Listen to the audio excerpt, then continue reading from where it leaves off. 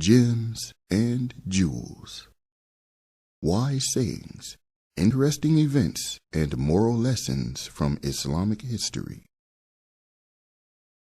The story of Ibn Jud'an. When one thinks about pre-Islamic times in Mecca, certain names come to mind, such as Abdul Muttalib, the Prophet ﷺ's grandfather, or Waraqah ibn Nawfal.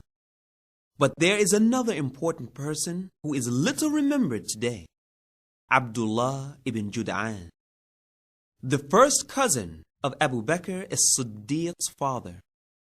In the early years of his life, Abdullah ibn Jud'an was neither successful nor happy. In fact, growing up hungry and poor, he soon became embittered by life. For solace, or perhaps out of spite, he turned to evil and committed many crimes. He was caught so often for his evil acts that he was considered by most to be an incorrigible criminal. People thought that he was evil incarnate and that there was no way that he could ever improve.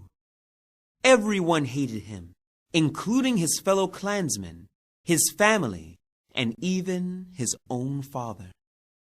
And he reciprocated that hatred with equal or greater vehemence. One day, as he was walking in the valleys of Mecca, ruefully thinking about his bitter existence, he noticed a small opening in a mountain, perhaps an entrance to a cave. He thought that there might be something harmful inside, perhaps a venomous snake. That foreboding did not stop him from approaching. Instead, it encouraged him to go to it, for his situation was so hopeless that he actually wanted to be killed by some venomous lizard or snake so that he could part from his miserable existence. When he came near to the mouth of the cave, he saw a lean shape inside, and through the darkness, he perceived it to be a snake in an erect position, the position most favored by a venomous snake when it is ready to strike. Overcome by madness, Abdullah ibn Jud'an was terrified and suddenly realized that he did not really want to die. He imagined that the snake was coming at him, and so he jumped wildly, trying to fend off a lethal bite. After a short while, he calmed down, realizing that it was only him that was moving and that the snake was actually in a still position. And when he came nearer, he realized that it was only a statue of a snake, which was made of gold and had 2 eyes made of precious emeralds. He broke the emeralds off and took them. He then entered deeper into the cave, and from the writings he saw around him, he realized that the cave was a graveyard for the kings of the Jurhum tribe. At the head of each grave was a gravestone made of gold. On it was written a short history of the king who was buried underneath. Surrounding the graves were treasures of gold, silver, pearls, precious stones, and much else. Abdullah ibn Jud'an picked up a few small treasures, made a sign outside the cave so that he could find it again, and then return to his people. He was generous with his newfound wealth, giving to family, friends, and to the needy. He was especially generous in gathering people together and serving them food. As time went on, he gained status in society until he became one of the leaders of the Quraysh. Whenever he ran out of funds, he would return to the cave and take some more. His generosity extended even beyond the boundaries of Mecca. Once, when the people of Asham were suffering hard times, Abdullah ibn Jud'an sent 2,000 camels to them, loading each one with wheat, oils, and other provisions. And every night someone stood on the roof of the Kaaba and called out, "Come to the bowls of Abdullah ibn Jud'an." Yet in spite of all of that, the following is related about him in Sahih Muslim. Aisha radiyallahu anha said to the Prophet sallallahu alaihi wasallam, "Indeed, Ibn Juda'an used to provide food for the people, and he would be hospitable to his guests. Will any of that benefit him on the day of resurrection?" The Prophet sallallahu alaihi wasallam answered, "No.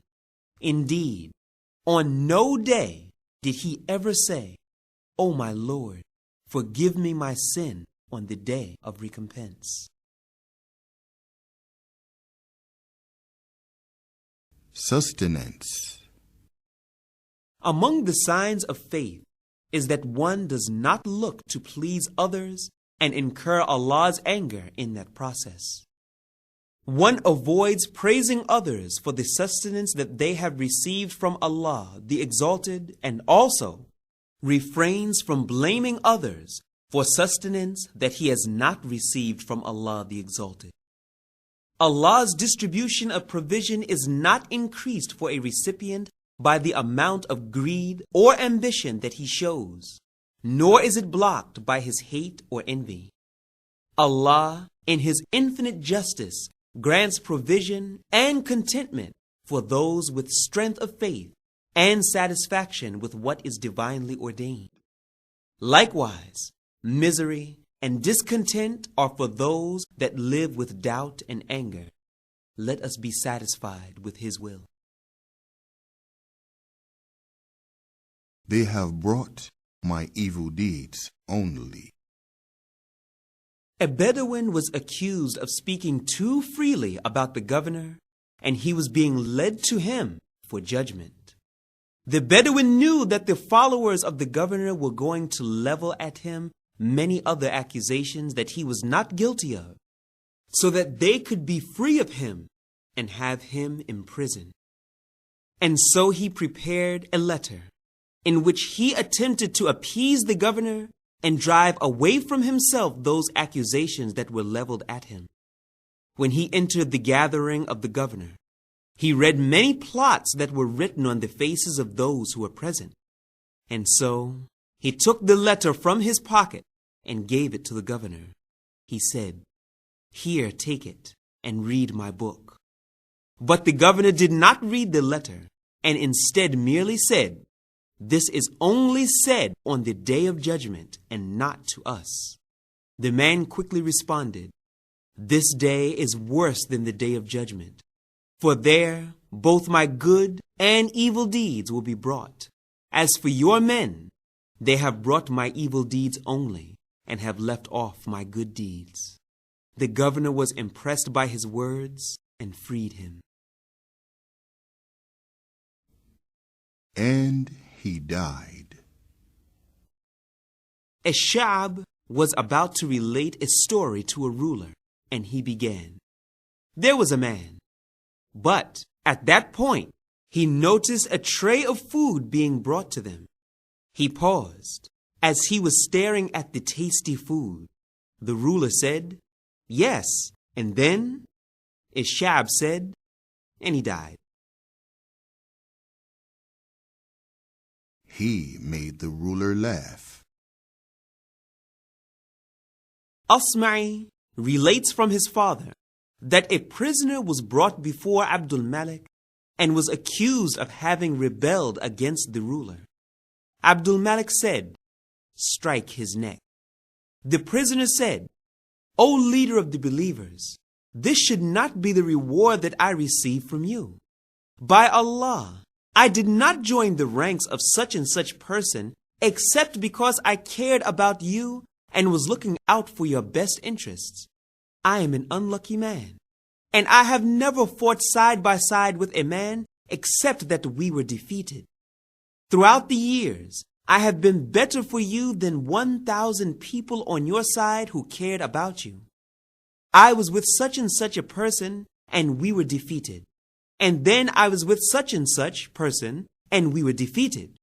He went on mentioning the people that were defeated by Abdul Malik. Abdul Malik laughed upon hearing this and freed the man. Fiqh. A man looked at his wife as she was climbing stairs, and he said, "You are divorced if you climb a single step, divorced if you descend a single step, and divorced if you stand still." She threw herself down over the railing and remained his wife.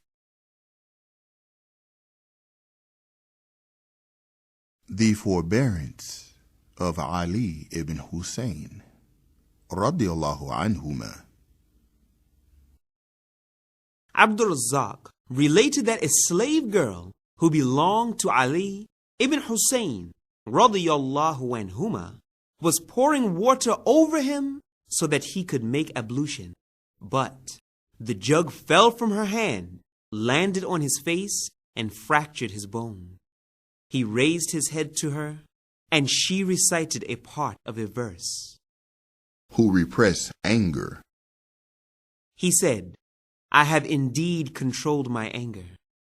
She then recited, Who pardon men. He said, "May Allah forgive you." She then recited the end of the verse, Verily, Allah loves al-muhsinin, meaning the good doers. He said, "You are free for the countenance of Allah."